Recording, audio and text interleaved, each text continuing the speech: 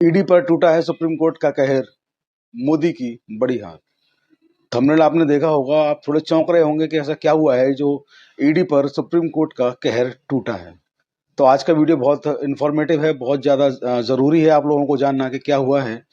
तो वीडियो में जाने से पहले मैं आप लोगों को थोड़ा बैकग्राउंड इसका बता दूं कि देश के सीजीआई जो हैं वो जाने जाते हैं बेहतरीन काम करने के लिए। जब से उन्होंने अपने पदभार को ग्रहण किया है, देश के जो न्यायपालिका है उसमें अलग तरीके की एक जान आ गई है और वो ऐसे फैसले लेने से नहीं चूकते हैं जो न्याय में सर्वोपरि हों, जिनसे न्याय झलकता हो, चाहे वो किसी के भी खिलाफ हो। तो आज ऐसा ही एक मामला सामने निकल कर आया है। आप लोग जानते हैं कि ईडी जो है वो पिछले कुछ समय से जो जितने भी विपक्षी दल हैं उन सबका आरोप लगता रहा है कि ईडी जो है सरकार की कठपुतली बन गई है, ईडी सरकार के इशारे पर काम कर रही है। दिल्ली के मुख्यमंत्री हों, चाहे वो झारखंड के मुख्यमंत्री हों, चाहे बिहार में जो कुछ हुआ, तख्ता पलट हुआ, तेजस्वी यादव कभी उस पर बयान देते हैं, कभी नीतीश कुमार उस पर बयान देते हैं, हेमंत सोरेन किस तरीके से मुख्यमंत्री रहते हुए उनको जेल भेजा ईडी ने, सबने देखा। अरविंद केजरीवाल बार बार आरोप लगाते हैं कि ईडी जो है उनको गलत तरीके से नोटिस दे रही है, उनको नोटिस देने का अधिकार ईडी को नहीं है, सबूत दिखाएं पहले। तमाम उठापटक ईडी की चलती रहती है। संदेश खाली में ईडी ने जो किया और शाहजहां शेख ने उन पर जो हमला ईडी के अधिकारियों पर किया था, उसके बाद बहुत लंबा समय तक एक मैराथन चला और शाहजहां शेख को गिरफ्तार कर लिया गया। हालांकि जांच जो है सीबीआई उसकी कर रही है फिलहाल अभी। तो इतना कुछ जो ईडी जो चल रहा है, विपक्षी दलों का आरोप लगता रहता है, सरकार जो है काम करती रहती है और ईडी भी अपना काम करती रहती है। ऐसे में एक बहुत बड़ा अपडेट निकल कर आ रहा है।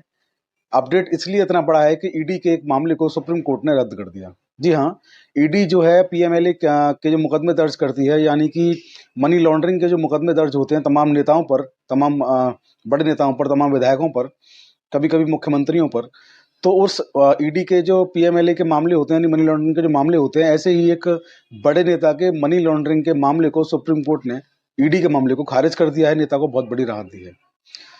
तो मैं आपको बता दूं, ये मामला जो है कर्नाटक से निकल के आ रहा है। कर्नाटक के जो डिप्टी चीफ मिनिस्टर हैं डीके शिव कुमार, उनसे संबंधित मामला है। डीके शिव कुमार को 3 सितंबर 2019 को गिरफ्तार किया गया कर्नाटक में। मामला था कि 2017 में उनके घर से, दिल्ली के फ्लैट से करोड़ों रुपए का कैश बरामद हुआ था, जिसको कि मनी लॉन्ड्रिंग की रकम बताया जा रहा था। 2018 में ये मामला उन पर दर्ज हुआ और 2019 में उनकी गिरफ्तारी हुई। 2019 में उनकी 2019 में जब गिरफ्तारी हुई, इसके बाद कुछ दिन जेल में रहने के बाद वो छूट भी गए थे।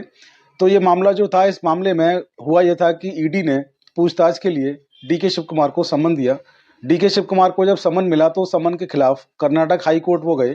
कर्नाटक हाई कोर्ट ने जांच में सहयोग करने के लिए कहा और ईडी के समन पर रोक लगाने से मना कर दिया।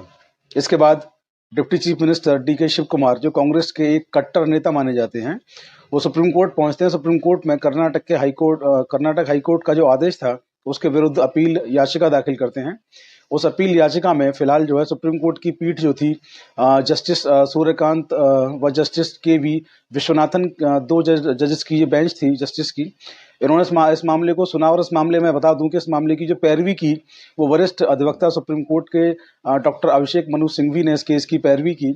इस पैरवी में ये हुआ कि जो पूरा केस था ईडी का, ईडी इस केस को साबित नहीं कर पाई और सुप्रीम कोर्ट ने इस केस को खारिज कर दिया। सुप्रीम कोर्ट ने कहा कि सेक्शन 120 बी आईपीसी में अगर एजेंसी ने किसी को आरोपी बनाया है तो ईडी की तरफ से पीएमएलए का केस करने के लिए पर्याप्त ये मामला नहीं है। 120 का इंग्रेडिएंट जो होता है वो अलग होता है और मनी लॉन्ड्रिंग का जो इंग्रेडिएंट्स होते हैं वो अलग होते हैं। तो सुप्रीम कोर्ट ने इस मामले को सिरे से खारिज कर दिया। और इस मामले को खारिज करने के बाद कहीं ना कहीं ईडी की जो कार्यप्रणाली है, ईडी की जो कार्य करने की शक्ति है, जो उनकी क्षमता है और जिस तरीके से वो काम करते हैं, उस पर एक प्रश्न चिन्ह लगता है। और जैसे कि दिल्ली के मुख्यमंत्री अरविंद केजरीवाल बार बार ईडी पर आरोप लगाते हैं कि ईडी जो है सरकार के कहने पर काम कर रही है, सरकार बदले की भावना से काम कर रही है, 2024 के लोकसभा चुनाव में रोकने के लिए ईडी का इस्तेमाल कर रही है। और ऐसे में ये आदेश आना, अभी जो डीके शिव कुमार पर जो आदेश सुप्रीम कोर्ट ने दिया, कहीं ना कहीं ये बात जो है ईडी का जो एक काम करने की जो एक शैली है उस पर प्रश्न चिन्ह लगाती है कि सुप्रीम कोर्ट में आप अपने मामले को साबित नहीं कर पाते हैं। अगर मैं दिल्ली की बात करूं तो दिल्ली में अरविंद केजरीवाल को सम्मन लगातार दिए जा रहे हैं और वहाँ के डिप्टी चीफ मिनिस्टर हों, स्वास्थ्य मंत्री हों, संजय सिंह हों, 3 नेताओं को, वरिष्ठ नेताओं को, तमाम लोगों को और जेल में रखे हुए हैं ईडी। और इन दोनों नेताओं जो मनीष सिसोदिया हैं और संजय सिंह हैं, इनके मामले में सुप्रीम कोर्ट भी कह चुका है कि किसी को ज़्यादा दिनों तक हम जो है जेल में नहीं रख सकते, आप सबूत लेकर के आएँ। तो सुप्रीम कोर्ट इनकी जमानत पर भी आपसे सबूत मांगता है ईडी से। और यहाँ सबूत ना मिलने के कारण, पर्याप्त सबूत ना होने के कारण इस मामले को खारिज कर देता है। तो ईडी जो है कहीं ना कहीं वो उस पर प्रश्न चिन्ह लगता है कि ईडी कहीं वास्तव में ही तो सरकार के कहने पर काम नहीं कर रही है। अगर वास्तव में वास्तविक दोषियों को ईडी गिरफ्तार करती है तो क्यों सुप्रीम कोर्ट को कहना पड़ता है कि संजय सिंह की जमानत देने में, मनीष सिसोदिया की जमानत देने में क्यों कहना पड़ता है कि आप जो है पर्याप्त सबूत लेकर के आइए, किसी को ज़्यादा दिनों तक हम जेल में नहीं रख सकते हैं। और क्यों कर्नाटक के deputy chief minister DK Shivakumar के केस को खारिज कर दिया जाता है। अगर ईडी के पास सबूत हैं, मनी लॉन्ड्रिंग का मामला दर्ज हुआ है, तो वो सबूत जो है न्यायालय में, सुप्रीम कोर्ट में वो क्यों नहीं दिखा पाते हैं, बड़ा प्रश्न चिन्ह है।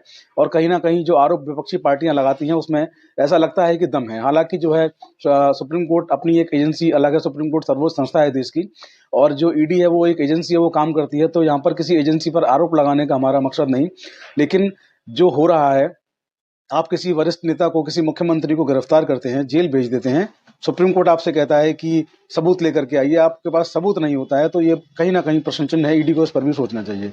फिलहाल इस मामले से विपक्षी पार्टियों को राहत है, और विपक्षी पार्टियों के नेता जिन पर ईडी की कार्रवाई चल रही थी उन पर राहत है। और मैं आपको बता दूं, डीके शिव कुमार कांग्रेस के वरिष्ठ नेता हैं, और यूं ही वो वरिष्ठ नेता नहीं है। अभी पिछले दिनों हिमाचल में कांग्रेस की जो खींचतान हुई, वहां संकट मोचक बनकर निकले थे डीके शिव कुमार, और हिमाचल में लगभग ये लगने लगा था कि सरकार गिर जाएगी, और भाजपा जो है तैयार हो चुकी थी सरकार बनाने के लिए। वहां डीके शिव कुमार की एंट्री हुई और सरकार जो थी वो स्थिर हो गई। सरकार को, जो सरकार गिरने का भय था वो खत्म हो गया। तो डीके शिव कुमार जो कर्नाटक से आते हैं, जो हिमाचल की सरकार को भी स्थिर कर सकते हैं। आप जान लीजिए उनका कद कितना बड़ा है कांग्रेस में। और 2024 में शुरुआत में लोकसभा चुनाव से ठीक पहले उनको राहत मिलना, यानी कि कांग्रेस को संजीवनी मिलने के समान है।